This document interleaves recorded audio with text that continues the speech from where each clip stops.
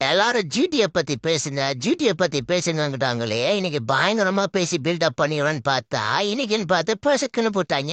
ஏப்பா இந்த Mitchell marshy மிருகம் இருக்கே, ஐயோ பார்த்து தரமா என்ன சுத்துறோம். அந்த சுத்துலையும் பால் கரெக்டா ஆகி கிரவுண்ட் விட்டு வெளியே போய் வீது. இந்த பூரானுக்கு இன்னைக்கு தான் ஞாபகம் வந்திருக்கும் போல. டோர்னமெண்ட்லயே ஐஎஸ்யூ 6 நம்ம தான் அடிச்சிருக்கோம். சும்மா ரெண்டு பேரும் போலந்து 235 ரன் அடிச்சிட்டாங்க. என்னதான் ஒரு பக்கம் 235 ரன் எல்லாம் ஜிடி அடிக்கிறது கஷ்டம் தோணுனாலும் இன்னொரு பக்கம் எல்எச்சி பவுலர் மேல பயங்கர நம்பிக்கை இருந்தது எனக்கு.